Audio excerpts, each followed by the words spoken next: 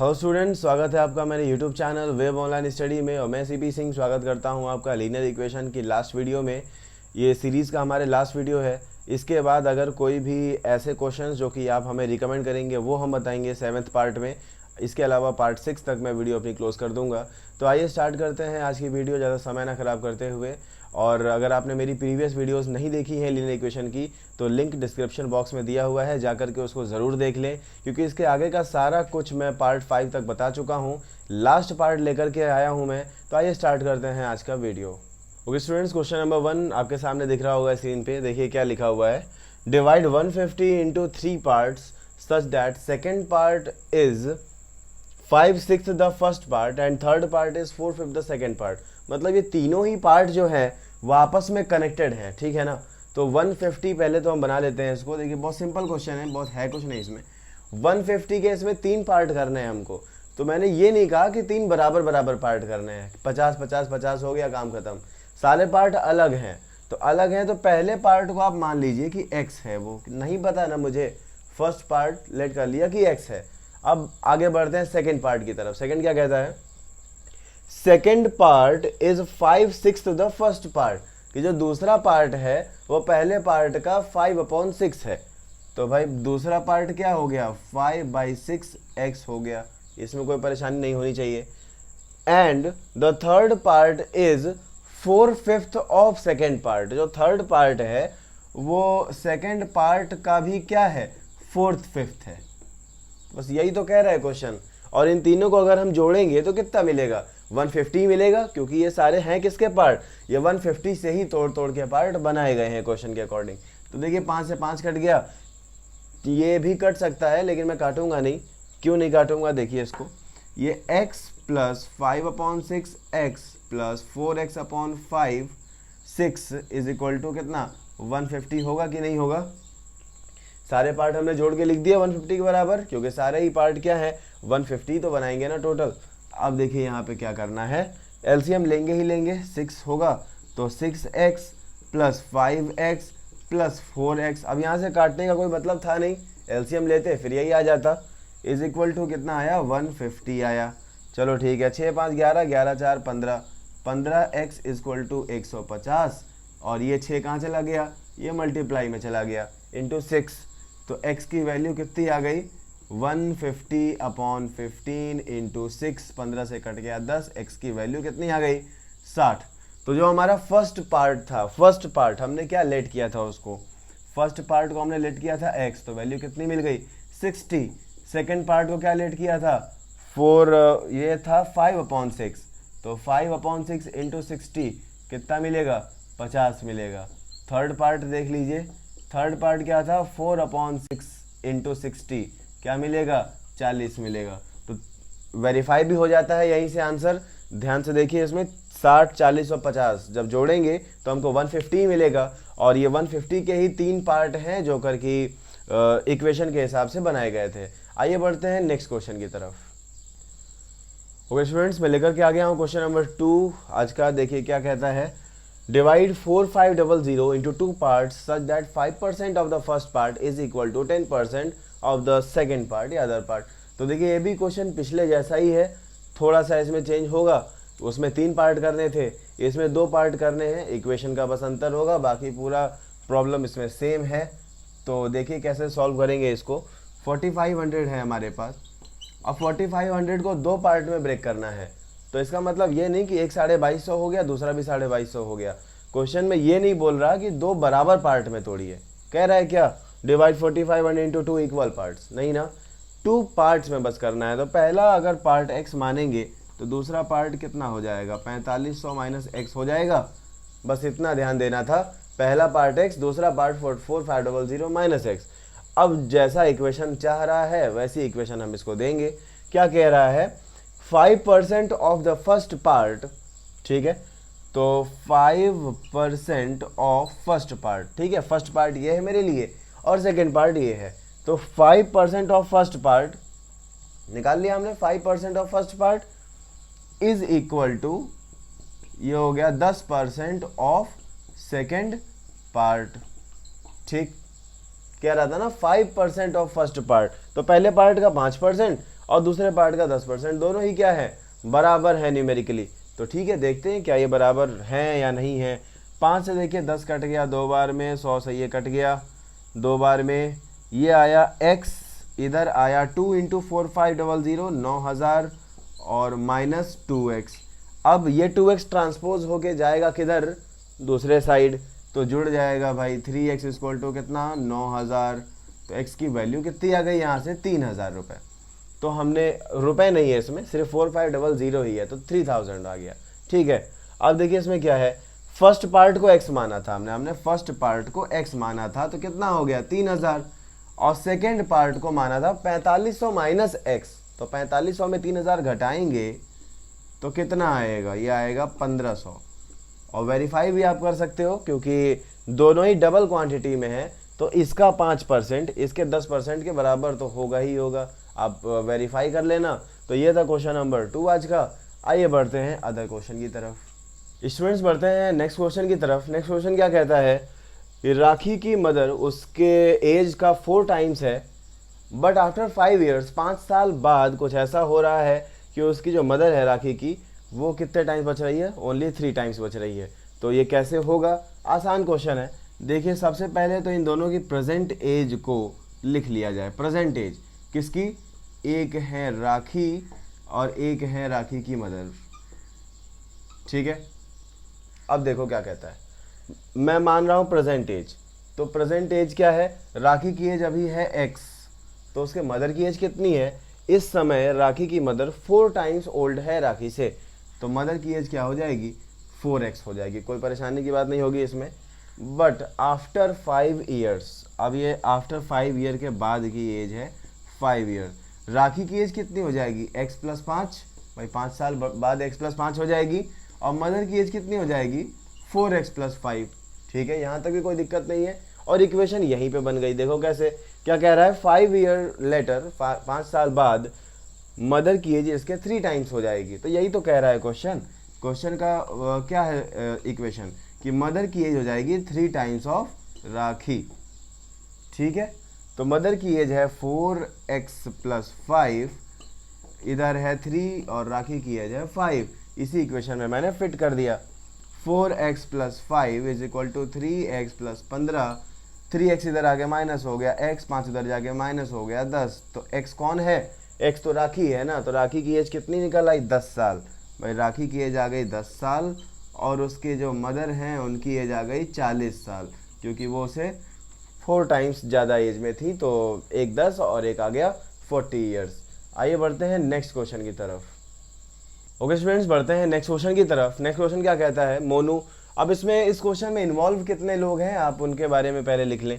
एक तो मुझे नज़र आ रहा है मोनू, एक है मोनू के फादर, और एक है मोनू के ग्रैंडफादर। ठीक है, 3 लोग हैं इसमें।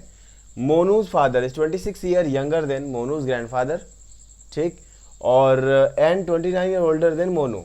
ठीक है, दोनों चीज़ें इसमें, तीनों चीज़ें इसमें इन्वॉल्व हैं। अब देखो सबसे बड़ा इसमें ग्रैंडफादर होगा, उसके बाद इसमें फादर होगा, और फिर मोनू होगा। कॉमन सेंस की बात है, ये बिना दिए भी जान सकते हैं कि दादा बड़े होते हैं, पापा छोटे होते हैं, और हम तो और छोटे होते हैं। तो ठीक है, तो इसमें क्या है, बोल रहा है कि मोनू के जो फादर हैं वो 26 साल छोटे हैं। तो मोनू के जो फादर हैं वो 26 साल छोटे हैं, तो इससे छोटे होंगे क्या, उससे होंगे ना छोटे, ग्रैंडफादर से, सन से छोटे तो नहीं हो सकते। तो मोनू के जो फादर हैं वो उससे 26 साल छोटे हैं। तो अगर इनकी एज x मान ली, तो इनकी एज कितनी हो गई, x माइनस 26 हो गई कि नहीं हो गई। ठीक है, and 29 year older than Monu, और 29 साल बड़े हैं। अब देखो जो मोनू के फादर हैं वो 29 साल बड़े हैं, किससे बड़े होंगे, अपने आप से तो बड़े होंगे नहीं, ग्रैंडफादर से बड़े होंगे नहीं, तो बड़े होंगे किससे, मोनू से। मतलब मोनू की जो एज है वो अपने फादर से भी 29 साल कम है। तो मोनू के फादर की एज है x माइनस 26, और मोनू उससे 29 साल और छोटा है, तो लो माइनस 29 कर दिया। इक्वेशन बैठ गई ना। क्या कह रहा था कि मोनू के फादर 26 साल छोटे हैं, तो ग्रैंडफादर से छोटे होंगे, उनकी x ली, ये x माइनस 26 हो गया। अब बोला कि ये 29 साल बड़ा है। अब देखो ये भी 29 साल मोनू से बड़ा नहीं हो सकता, ठीक है ना। अब खुद देखो, अगर 26 साल छोटा अगर फादर है, तो ऐसा तो पॉसिबल नहीं है ना कि जब ये 3 साल के थे तभी मोनू हो गया हो। तो ये कॉमन सेंस की बात है कि मोनू अपने फादर से ही 26 साल छोटा होगा, ना कि ग्रैंडफादर से। इसमें वर्डिंग्स में झोल झाल होता है इक्वेशन में, लेकिन उसको कॉमन सेंस से सॉल्व किया जा सकता है। ठीक है, अब देखिए मोनू, मोनू के फादर और मोनू के ग्रैंडफादर, तीनों के एज का जो सम है वो कितना है, 135 लिखा है ना। If the ages sum of their ages is 135, तो हम एज को ऐड कर लेते हैं इक्वेशन बनाने के लिए। तो 26 और 29 माइनस 55 हो गया, और ये x माइनस 26 हो गया, प्लस x हो गया, और ये दोनों मिला के कितना आना चाहिए, तीनों 135 आना चाहिए। x हमारे पास 3x हैं, 135 और 55 और 26 कितना हो जाएगा, 81 हो जाएगा, वो भी उधर चला जाएगा। 3x, x की वैल्यू 5 और 1 6, 13 8 21 216, x की वैल्यू 72 ईयर्स। अभी 72 ईयर आया है, x की वैल्यू आई है। x किसको माना था, ग्रैंडफादर को माना था। तो ठीक है, यहाँ से देखो मोनू के जो ग्रैंडफादर थे वो थे x, तो मतलब 72 ईयर्स के हैं। जो मोनू के फादर हैं वो है x माइनस 26, मतलब 72 माइनस 26 कितना आ गया, ये आ गया 46 साल के, 46 ईयर्स। ठीक है, फिर मोनू की एज वो थी x माइनस 55, तो भाई x माइनस 55, 72 माइनस 55, ये आया है 17 साल का। तो ये तीनों की एज हमने निकाल ली। मोनू 17 का है, फादर 46 के हैं और ग्रैंडफादर 72 ईयर्स के हैं। बढ़ते हैं नेक्स्ट क्वेश्चन की तरफ। ओके स्टूडेंट्स, देखिए ये आसान सा क्वेश्चन आया है। दोबारा एक बार फिर से मोनू के ग्रैंडफादर वैसा ही क्वेश्चन है। A man is 10 times older than his grandson. एक यहाँ पे मैन है और एक है ग्रैंडसन, दो लोग इन्वॉल्व हुए हैं। बोल रहा है कि 10 टाइम्स ओल्डर है, तो 10 टाइम्स बड़ा होगा कौन, ये बड़ा होगा अपने ग्रैंडसन से, ग्रैंडसन तो बड़ा होगा नहीं। तो अगर इसकी एज प्रेजेंट वाली x है तो इसकी एज प्रेजेंट वाली कितनी हो जाएगी, ये हो जाएगी 10x। ठीक है, अब ये क्या कह रहा है, and the difference of their ages is 54। अब इससे आसान क्वेश्चन पूरे एक्सरसाइज में आपको नहीं मिलेगा। क्या कह रहा है कि difference of their ages is 54, इन दोनों के एज का डिफरेंस 54 है। तो भाई इक्वेशन यही बना लो ना, ये देखो बन गई इक्वेशन। इन दोनों के एज का डिफरेंस 54 है, 9x की वैल्यू 54 है, तो x की वैल्यू 6 है। हमने ग्रैंडसन की एज x मानी थी तो 6 साल का हो गया। मैन की एज 10 था, 10y 10x, तो 10 इंटू 6 कितना हो गया, 60 साल का हो गया। तो देखिए ये एक सबसे आसान क्वेश्चन आपको मिला है ये। इसके बाद एक क्वेश्चन और लास्ट। स्टूडेंट्स हम लोग आ गए हैं अपने लास्ट क्वेश्चन पे। इसके बाद एक क्वेश्चन चलो और बताऊंगा मैं, तो सेकंड लास्ट क्वेश्चन कह लीजिए। क्या है, the difference between the ages of, अब यहाँ दो कजिन की बात हो रही है। ठीक है, तो चलो एक मेरे लिए कजिन ए है और ये मेरे लिए कजिन बी है। ठीक है, दो लोग इन्वॉल्व हैं इसमें। पहली लाइन से कुछ मिला क्या जानने को, the difference between the ages of two cousin is 10 years. इन दोनों की एज में 10 साल का अंतर है।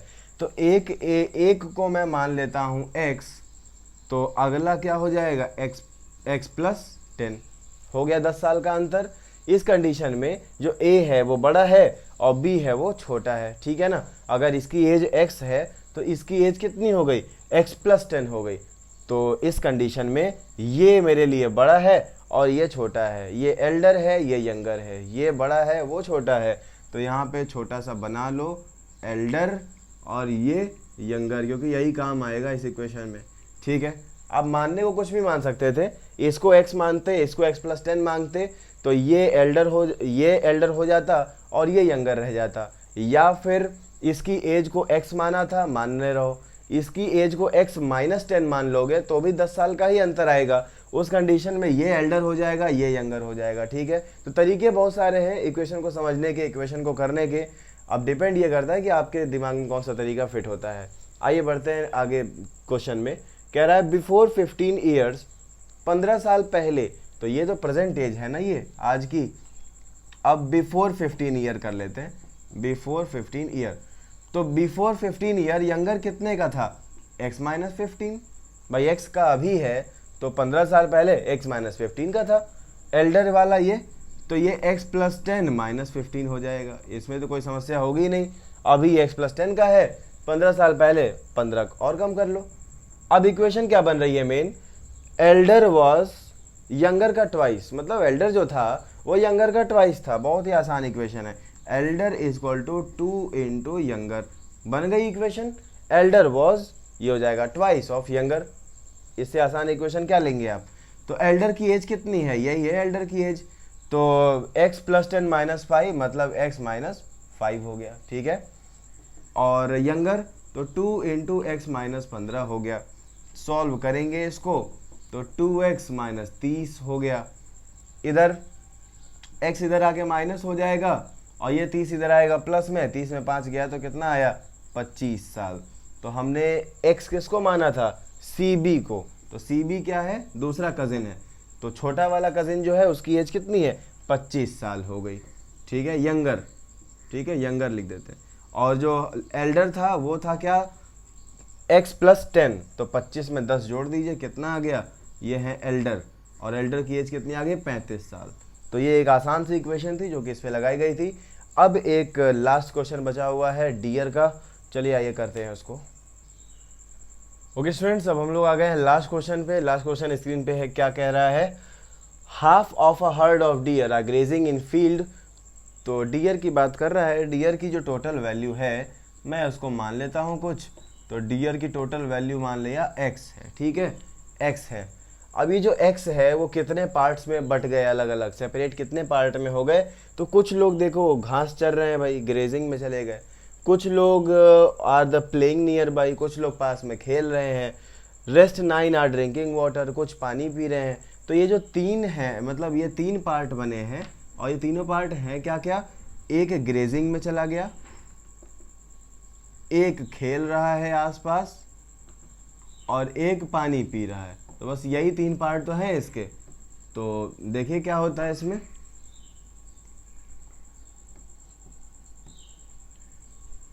अब क्या कह रहा है? Half of a herd of cattle, cattle नहीं है डियर है। आधे जो डियर हैं वो ग्रेजिंग कर रहे हैं, घास चर रहे हैं, ठीक है, कोई बात नहीं। अगर x टोटल डियर थे तो आधे डियर कितने होंगे भाई? x/2 होगा कि नहीं होगा? होगा। तो हमें ग्रेजिंग का तो पार्ट मिल गया। आगे बढ़ते हैं। अच्छा, फिर क्या कह रहा है? एंड 3/4 ऑफ द रिमेनिंग, जो बचा उसका 3/4। ये जो रिमेनिंग वर्ड आया है ना, सबसे समस्या की जड़ यही होता है, क्योंकि रिमेनिंग पे अक्सर ध्यान जाता नहीं है। और यहाँ पे लिख देते हैं 3/4x और सॉल्व करते चले जाते हैं। आंसर तो फिर आता ही रहता है, कहाँ से आएगा? तो रिमेनिंग जो वर्ड है उसको ध्यान से देखिएगा कि रिमेनिंग वर्ड आया है क्वेश्चन में या नहीं आया। तो यहाँ रिमेनिंग वर्ड आया है। रिमेनिंग का मतलब क्या? जितना बचा उसका 3/4, ठीक है ना। टोटल का 3/4 नहीं, जितना बचा उसका 3/4। तो देखो आधे अगर ग्रेजिंग में चले गए तो आधे ही तो बचे भाई। एक को अगर 2 बराबर भागों में बांटेंगे तो आधा ही आधा तो होगा। आधे अगर x डियर थे, x/2 अगर ग्रेजिंग में चले गए तो प्लेइंग में x/2 ही तो बचे। अब जितना बचा उसका 3/4 खेल रहा है। तो चलो ठीक है, x/2 का 3/4 हो गया। ये प्लेइंग में चले गए, जाने दो। आगे देखते हैं। ये तो सॉल्व कर लेते हैं। यहीं पे क्या आएगा? 3x/8 आ जाएगा। और बाकी के 9 क्या कर रहे हैं? पानी पी रहे हैं। ये तो नंबर है, चलो कांस्टेंट नंबर दे दिया, ये एक अच्छी चीज़ थी। अगर ये ना देता तो सॉल्व भी ना होता, ठीक है ना। एक कांस्टेंट होना ज़रूरी था, ठीक। तो ये जो टोटल डियर का पार्ट है वो 3 पार्ट में सेपरेटेड है। ग्रेजिंग x/2, प्लेइंग 3x/8 और ड्रिंकिंग वाटर में 9। तो इन सब को जोड़ेंगे तो क्या मिलेगा? x मिलेगा ना, क्योंकि टोटल नंबर ऑफ डियर हमने क्या माना है? x माना है। तो इक्वेशन यहीं से आ गई कि जो ग्रेजिंग कर रहा है वो, जो प्लेइंग कर रहा है वो, और जो पानी पी रहा है वो, सब मिला करके कितने हैं? x हैं, ठीक है, कोई दिक्कत की बात नहीं है, x है। तो इसमें एलसीएम ले लो भाई इधर बुला के उसको। तो ये हो जाएगा 2, 4, 2 और 8 और 1 का 8, 2x। तो ये हो गया 4x, ये हो गया 8, तो ये हो गया 3x। और उसको जब इधर बुलाएंगे तो माइनस में हो जाएगा, तो -8x। इधर 9 उधर चला जाएगा, -9। कोई समस्या की बात नहीं है इसमें। एक बार फिर देखो, एक स्टेप मैं बीच में खा गया हूँ। कौन सा खा गया? ये जो x का टर्म है इधर आएगा तो माइनस का हो जाएगा, और 9 इधर जाएगा तो माइनस का हो जाएगा। तो इस इक्वेशन को ऐसे लिखेंगे। उसके बाद में ये 8 मल्टीप्लाई होने जाएगा, क्रॉस मल्टीप्लाई। 4 में से 3 ऐड किया 7, 7 में 8 माइनस किया, कितना आया? माइनस का x। 8 9 जा कितना? -72। माइनस माइनस कैंसिल आउट हो गए, तो x की वैल्यू कितनी आ गई?